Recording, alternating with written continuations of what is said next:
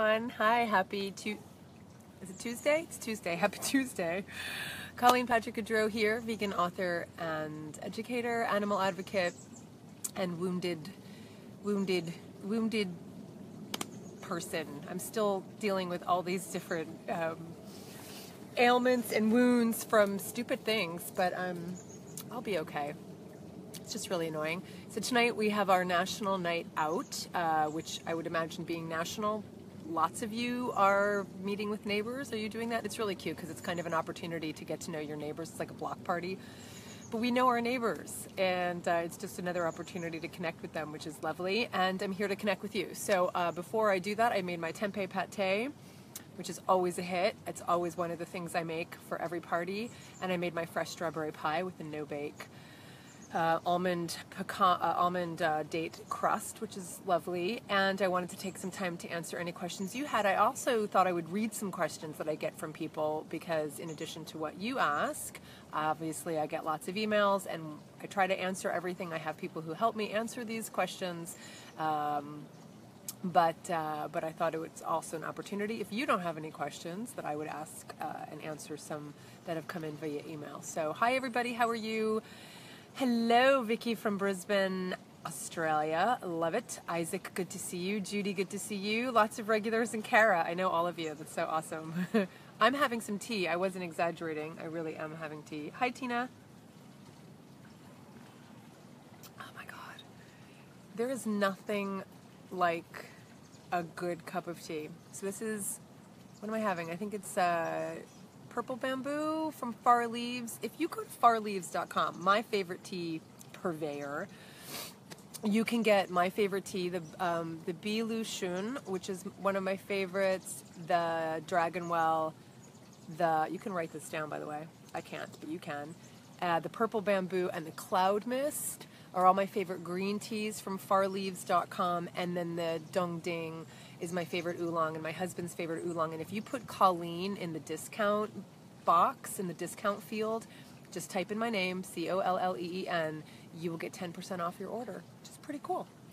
So your questions, my answers. Hello, Claude, good to see you. And I know, there's just nothing like it. And I don't like to use the word addicted. It sounds so negative. It sounds so just icky. So I prefer junkie. Is that better? Angela says, you look quite lovely tonight. More so than usual. Thank you for providing a welcome distraction while I'm at work. Oh, you're so sweet. Thank you. Hey, how was the West Highland Way? Did it a year back with my doggie. Hey, Nathan. Hey, Christine. So I just did the podcast episode on Food for Thought, talking all about the West Highland Way and our experience in Scotland and our experience doing the West Highland Way. It was fantastic. I have to say, I complained for about 3 weeks prior to going, like every day 3 weeks prior to going, because I was so paranoid about the rain. I whined every day about the potential rain. And I've learned that it barely rained while we were there. It rained a little bit. We had some rain, and that was lovely. But I've learned that you can't predict the weather in Scotland from like minute to minute, especially up in the Highlands. So we had a fantastic time, definitely exceeded my expectations in so many ways, and I talk all about it and give you all the details on the new episode of Food for Thought. So go check it out. And that's awesome. I love that you did it, Nathan. It's really awesome. Should we have pets in a vegan world? Kara says. Oh, that's a good question, Kara. Let's see.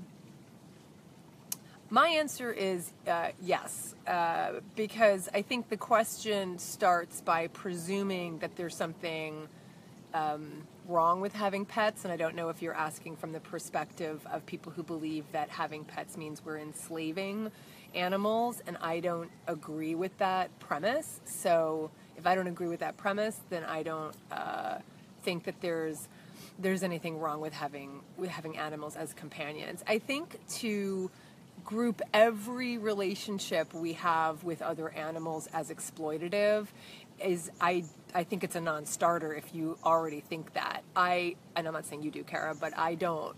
I think we cannot deny the deep connection we have with other animals and the deep desire we have to be close to other animals. And because of that impulse, we do some pretty horrific things to other animals. But because of that impulse, I think we do some pretty awesome things for animals. And I think we are enriched and they are enriched by having each other in our lives, especially those who live in our homes and that we take care of.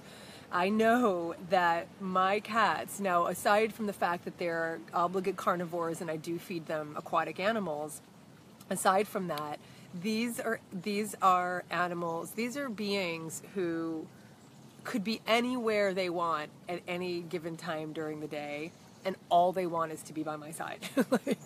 And I'm not giving them something every single time. Their lives are enriched, and my life is enriched by living together and being together. And so yeah. So do I think that we need to be mindful of who those animals are? You know, maybe I don't believe that we should have wild animals as pets. You could argue that yes, but you know, dogs and cats were once wild. Yes, but they have been domesticated for tens of thousands of years, and I think it is one of those situations where it is a mutual benefit for each of us. So I don't know if that's what you're asking. That was my, as usual, long answer. That's my opinion. Certainly not a fact. Thanks, Tina. I'm glad you enjoyed the podcast. Angie says, what's the most difficult personal and professional obstacle you've had to overcome as a vegan? Most difficult personal and professional. Gosh, let me think for a second. Let me take a sip of tea. That might help me. Hold on. No, didn't help at all. Just felt really good. Most difficult. Gosh, I don't know. I mean, I think when I first became vegan, which is the case for so many of us, you just have such a shift in your life, in your world, in your worldview, in your relationships, in your behavior. It's such an earthquake when you first become vegan because it rocks so many aspects of your lives. And I think in the beginning for me, it was difficult to see people's reactions to what for me was just a manifestation of my values of compassion and kindness. Like, just trying not to hurt anyone, just trying to be a good person, just don't want to pay for anyone's throat to be slit.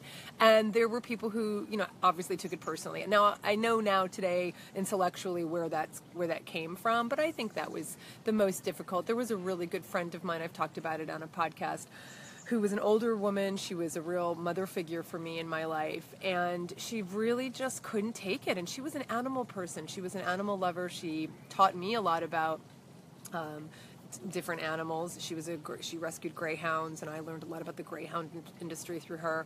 So when she just kind of clammed up and closed up and turned away after I told her I was vegan, I was already in California, so our relationship probably would have subsided anyway. But that was difficult. But that's really, that's I think it was just kind of the beginning.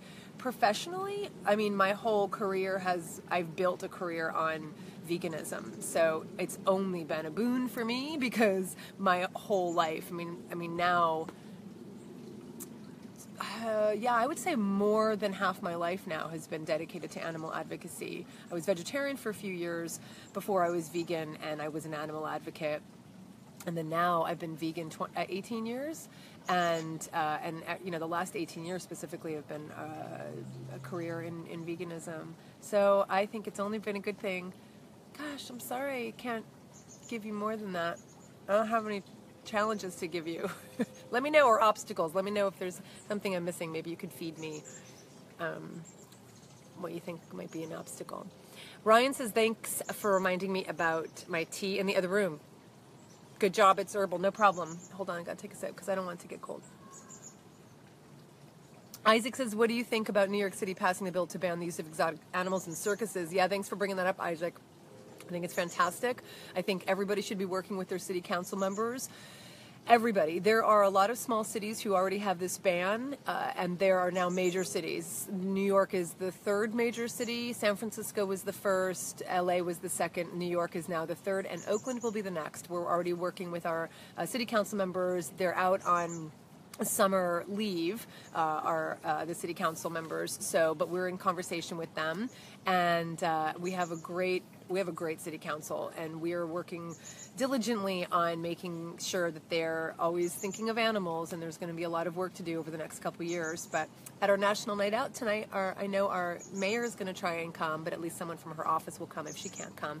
And we will be the next one to pass it. Or you can be the next one to pass it. I don't care. You can beat us, because I'd rather more people do this. With Ringling Brothers closing, it's a perfect opportunity to now jump on that issue and make sure that we don't allow some other company to fill the void that Ringling Brothers has left behind. So it's a fantastic opportunity, and if you have any questions or you don't even know where to start, please send an email my way. I will direct you to the right people. I will give you at least the beginnings of what you can do. We even have draft legislation that we would be willing to share with you that you can then share with your city council members. Of course, they're going to run it by their own legal team, and they might want to change things, and that obviously is what will happen as part of the process. But if you need any help and guidance in going to your city council and banning exotic and wild animals in your city, this is the opportunity. This is the time to do it. I think it's ripe.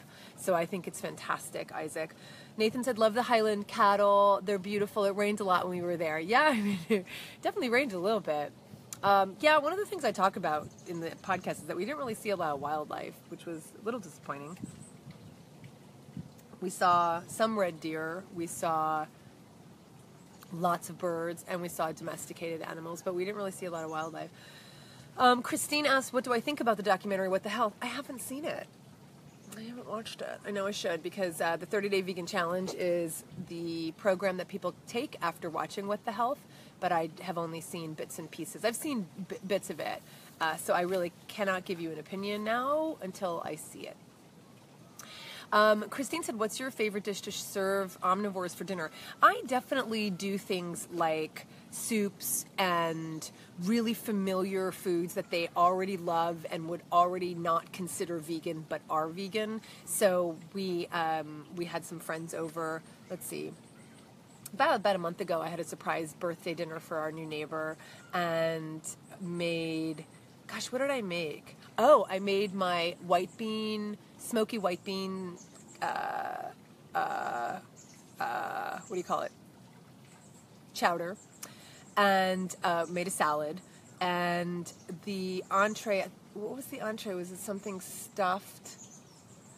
Something like that, like a stuffed tomato or a stuffed squash or something stuffed. So it's all very familiar, so someone can't go like, oh, this is what vegan food is. Like, it's so completely foreign to them. But I mean, here I am, one of the dishes that I'm bringing to our block party tonight is my tempeh pate. And tempeh isn't that familiar to a lot of people. And I use that as an opportunity to say, like, yeah, tempeh, it's a, staple Indonesian food. And, it's delicious and people love it. And I know how much people love this particular pate because I make it for every party for mixed groups. So yeah, I just, it's really in keeping with the way I cook and eat anyway, but I just try and keep it really familiar for vegans and non-vegans. Isaac says, I see pets as companions. Is that what you're saying, Isaac? Michael says, personally, my take on pets, if we advocate for adoption only and spay-neuter, taken to the logical conclusion, domesticated animals would very slowly go away. Okay. In the meantime, while domesticated animals exist and need us to care for them, we should absolutely provide that care. Yeah, I don't think we're going to see in our lifetimes or the next several hundred years, Michael, the going away of domesticated animals. And I think it would be a real loss if we did. I do. So I don't necessarily agree that there's something wrong with it. If we gradually stop breeding domesticated animals into existence and we didn't have many left, would you support breeding more so we can have pets? That's a really interesting question. I mean, there is it's interesting. Yeah, I don't know that I'm completely against bringing animals into this world. I think it is an idealistic, way not realistic vision to only imagine what? I mean, only not living with any animals. again, if you're starting with the premise that there's a problem with that because there is you're equating keeping animals in your home with slavery and whatever else people call it, I just don't agree with that. Like I said, I think there's a real enrichment for the animals who are in our lives. So, yeah, I don't know. I don't like answering hypotheticals like that because, of course, it's going to back me into a corner. So that's not where we're at. What I would advocate now is obviously spay and neuter, obviously taking care of the residents who already live in our towns and live in our homes and live in this world. I mean, we have enough to do, taking care of the animals we already have. And I just see, in terms of a focus for animal advocates, I just think like focusing on pets is in the future and like eventually not having pets. It's really easy to talk about it, but that's just not where the hard work is in the world that we're in. In the world that we're in, the hard work is persuading people that breeding animals and bringing them into this world only to kill them, to consume them, is really the crux of the problem in terms of where we are in our society and in our thinking. And of course, for me, the basic premise and the basic foundation that I have a problem with, that I think is what so many problems in terms of our relationship with animals is built on, is that we see animals as here for us. Now, you could say, well, then, yeah, gotcha. You just said, well, animals aren't here for us, so why do you want pets? Well, I don't necessarily agree that having, companion animals is an indication that they're here for us. I think there is something to be said for the relationship we have with these animals and the enrichment that it brings to both of our lives. So, bigger conversation, good conversation to have. A lot of it's hypothetical, and what I'd rather see us focus on is, and again, I'm not saying, Carrie, you're not focusing on this, or Michael, or anybody who agrees that we shouldn't have pets, but I think that there's just so much practical stuff, like in the here and now, including the spaying and neutering, and including anti-cruelty laws, and including the conviction of people who do harm animals, domesticated animals, and drawing the links between domestic abuse of humans and animals. I mean, there's so much to be done educationally and litigation and legislatively to protect animals who are here now, that I don't think wishing for a future that doesn't have companion animals is necessarily the solution. That's my opinion. Marie Eve says, Colleen, that story with your older woman friend actually really spoke to me. I've been experiencing something similar over the past few months. Yeah, Marie Eve, and you know what? It's true. I mean, it really is true that relationships change, relationships fall away. Who knows if if the relationship would have fallen away anyway. We moved to California. And, I really, when I think back on it, it makes me sad, but I also think how small-minded and how closed-minded and how sad that her fear around whatever my veganism meant to her superseded our relationship that we had had for many years. That says a lot about her character and her fear, and in the end, maybe we wouldn't have made it, anyway. What I know is that I do have wonderful memories of that friendship. It meant a lot to me. She was there at a time when I really needed her, and I'm really grateful for that. And then it changed form. And that's what relationships are. They shift forms, they change forms. They never go away because they live in our minds and they live in our hearts. They just shift. And that was definitely a relationship that shifted because of my becoming vegan. Angela says, what are your thoughts on Dea being sold to a Japanese pharmaceutical company that tests on animals? I don't know a lot about the details of the company, but I can't, it's so hard to judge. I don't know. If it means that Dea is going to be put in the hands of more people and it's going to have more access to people, then I am in favor of that. If it's a company that definitely tests on animals, the hope would be that they would see that there is a market and a commodity and a market and a business model and revenue from a non-animal product, and that from that lens they would expand and extend that to their other businesses and their other aspects of their business. I don't know a lot about the company, so I can't really speak to the details of how they run, and if it's just that there aren't laws that are like U.S. laws. Are they definitely testing? I don't know.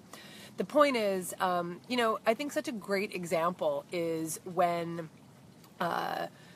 Silk first came into the world. Silk was owned by Dean Foods, which was the largest dairy company, and it turned out that Dean Foods sold off or broke off their company, the whole soy milk side of their company, because it was so successful that now it's a separate company. I mean, the point is, it was owned by a dairy company, and now these dairy companies, these meat companies, they're really seeing that there is more of a future for them in non-animal products, and that there's not only more of a future, I mean, it's a lucrative future, and these are businesses that exist only to make money.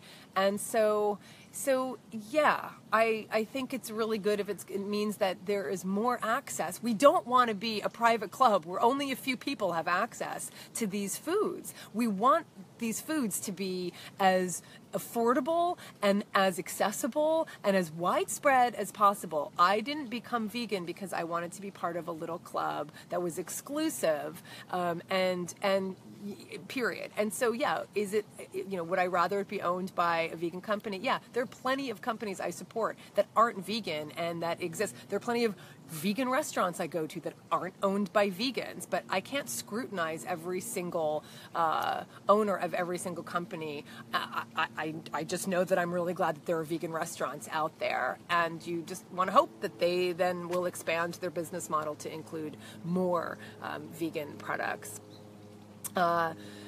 Gosh, a lot of tough questions tonight. Josh Lovell says, have you heard about Canada's new upcoming revision to their food guide? I did see a little bit about that, Josh. If so, are you happy that they plan on revising the meat and dairy sections in order to have plant-based options? Well, what do you think? Of course, that's amazing. I have to look at more and more into it. But I did see some of that. And yeah, I mean, this is the direction we're moving in.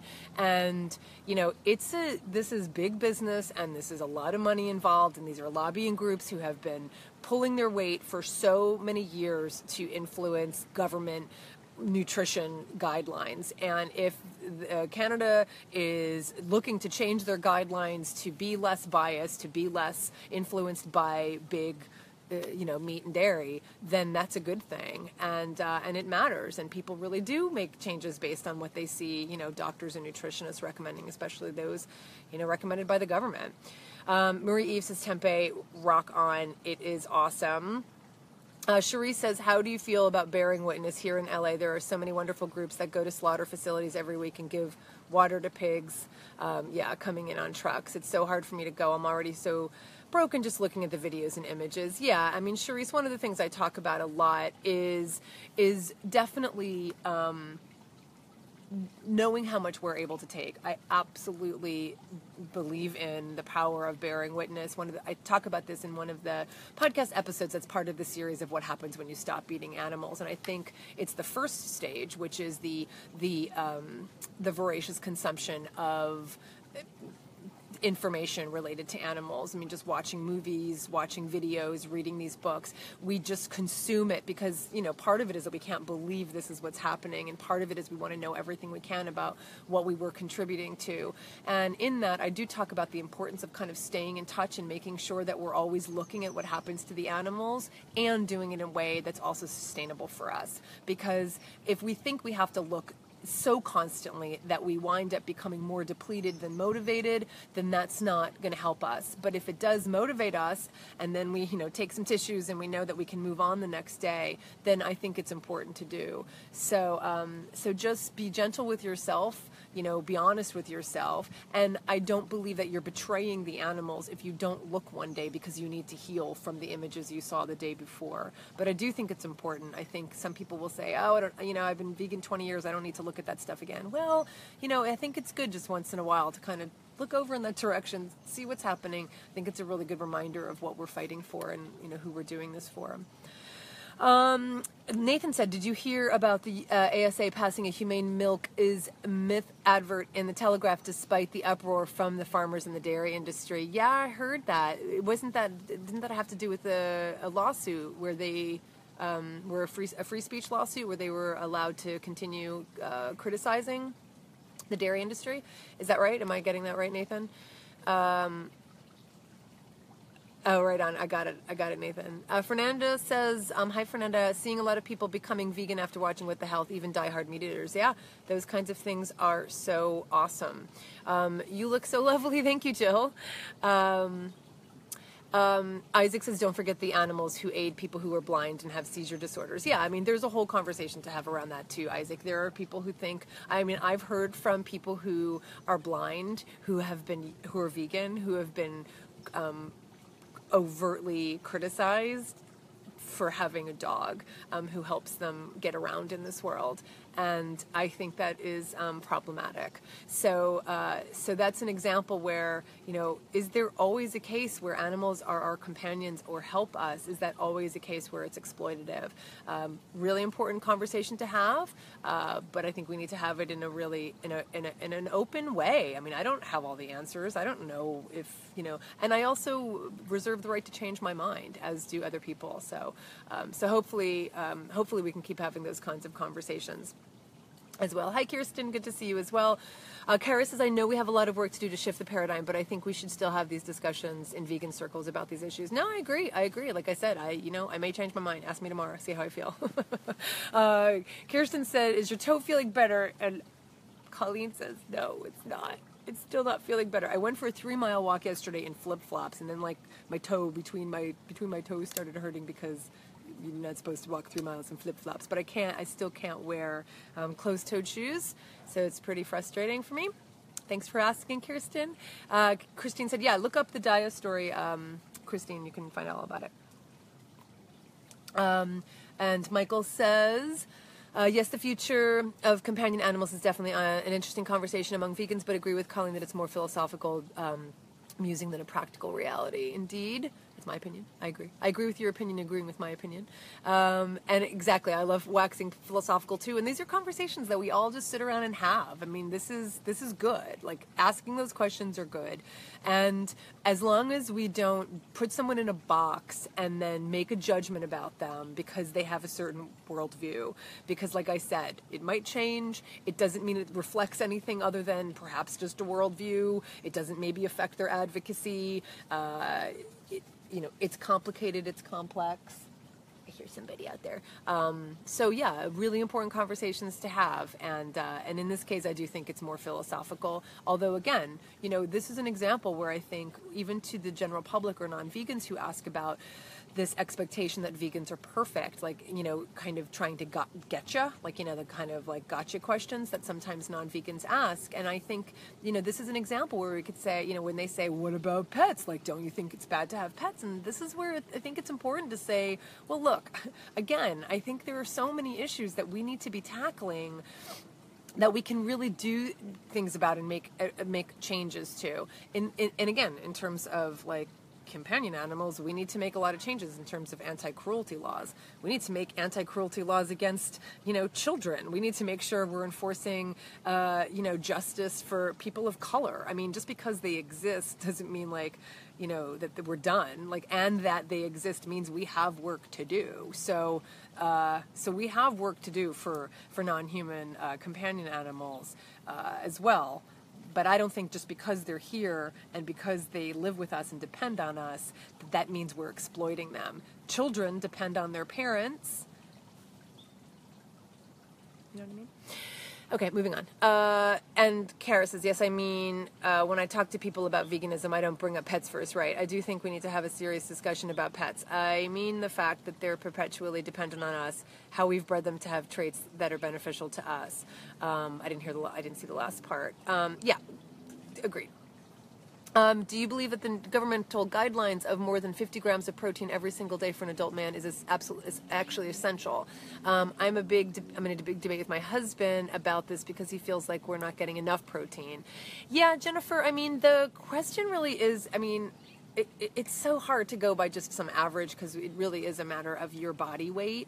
And I do go with, I agree with, Brenda Davis and becoming vegan and her assessment and Jack Norris assessment. And I do think, making sure that we're consuming protein and making sure that we're meeting the protein needs for our body weight, I think that's a good thing. 50 grams for a man. He'd have to be about over 200 pounds, I guess, and that seems pretty high. But, again, they're using that for animal protein. So I would go by, is it 0.8, I always forget what it is, 0.8 grams per pound. Is that right? Or is it kilograms? I think it's grams. Do I have that right? So yeah, I think we also obsess over single nutrients, which, as you know, I talk about a lot. I really think we obsess over single nutrients, and I think we have other things we need to worry about in this world. Get all the nutrients we need, make sure we're doing it, and then move on and go do the work we're supposed to do in this world. Christine's recommending with the health. Sure, Kara, I agree. We should not be cutting off anybody's body parts. Agreed. Jennifer says, we've watched all the movies. Believe me, I'm not new at this. He just tends to believe what he needs, especially if it's official. Yeah. Authority means a lot to some people. It really does.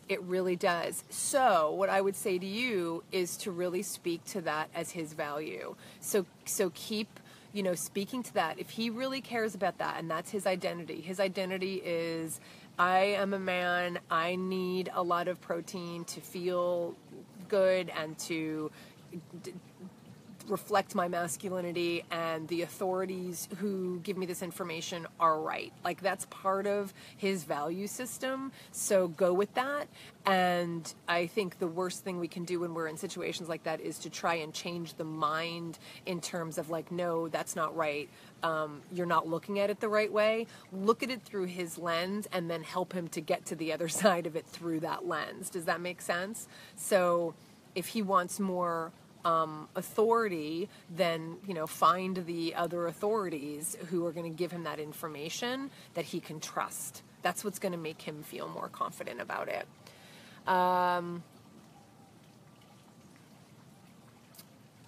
Okay. Katie says, I'm looking forward to the conference this month. Can't wait to hear all the great info to help me moving forward with helping animals. Yeah, it's going to be great. We've got some amazing speakers. I'm so excited. And Fernanda says 50 grams is optimal. A little less is fine. I'm looking for... Oh, wait, that was Katie. Saw that. Okay, you guys are talking. Awesome. Love the conversation. Love it. Kilograms. Yeah, thanks. Thank you. Thanks, everybody. 0.8 per kilogram.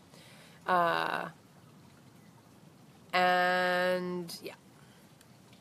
We do obsess over nutrients. Right. Yeah, so even with 0.8 kilograms, he's still, it's even higher. Yeah. I mean, I would say, and I think a lot of people would agree too, the high quality protein is really important. So that's why we need to talk about plant protein versus animal protein, because the plant protein is quality protein. I think, T. Colin Campbell talks a little bit about the whole notion of quality protein as associated with animal products in the beginning of the China study. I think there's something in there about that. Yeah, there you go. Awesome. You guys are really talking about protein. I love it.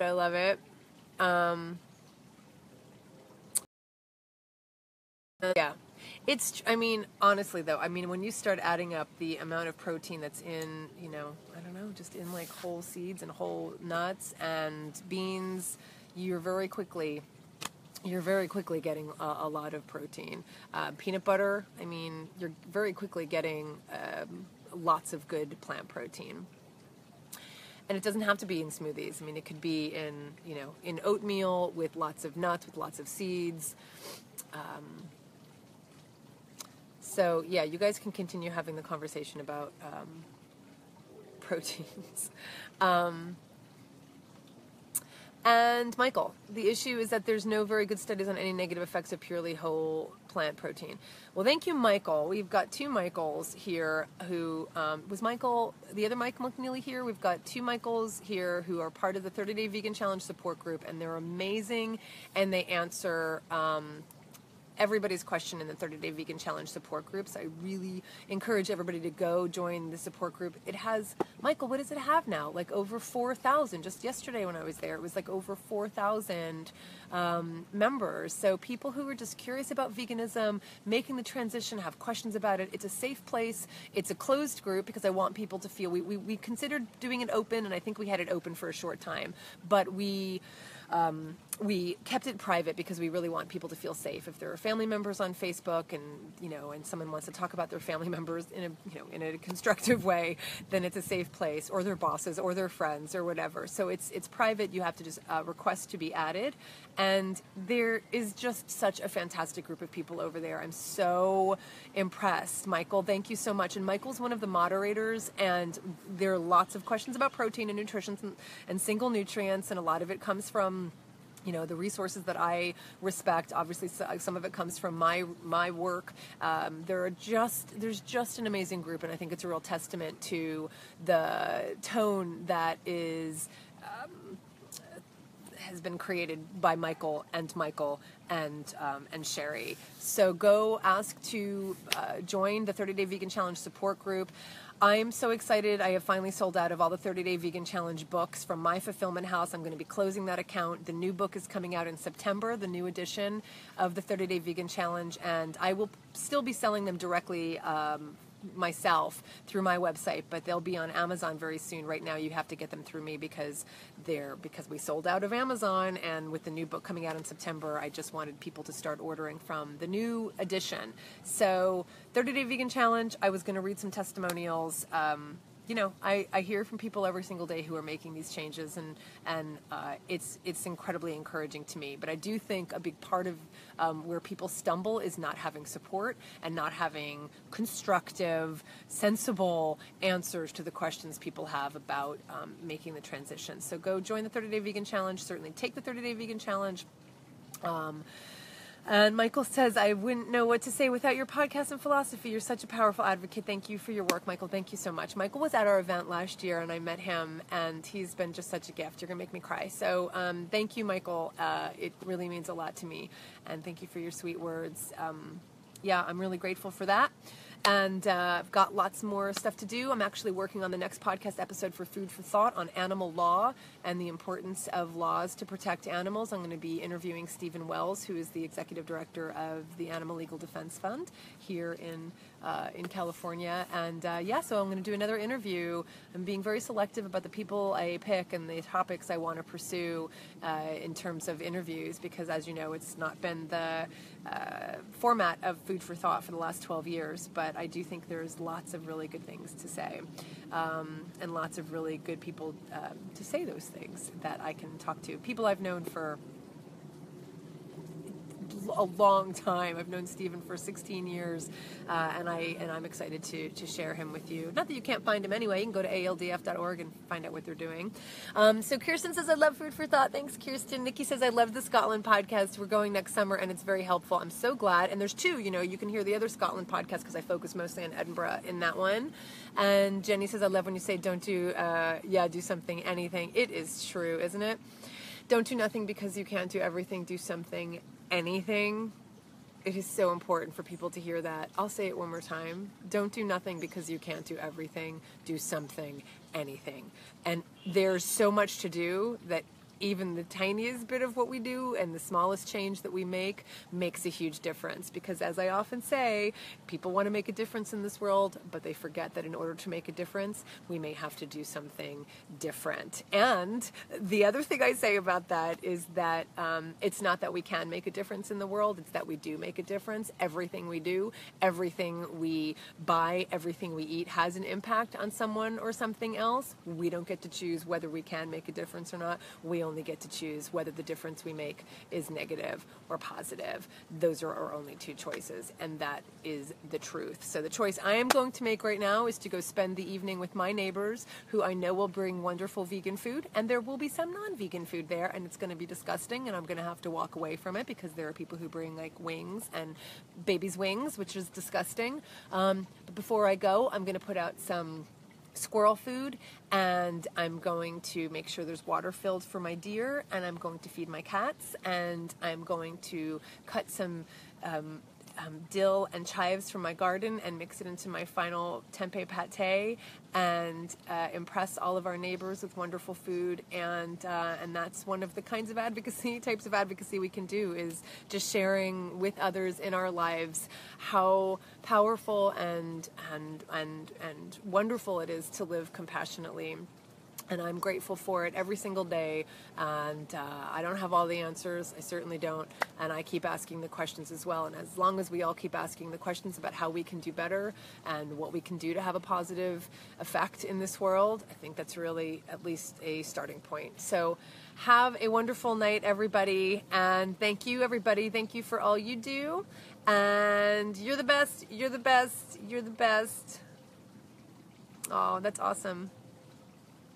Awesome. Thanks, everybody. Listen, if you have any questions that oh my God, I love you, Michael. If you have any questions that I haven't answered, definitely save them for next time. Or you can always email support@joyfulvegan.com, and I will start answering some of the questions I get in email on the live broadcast, even if you're not on it by the next time I do one. So love to you all for the animals. This is Colleen Patrick-Goudreau. Thanks for watching.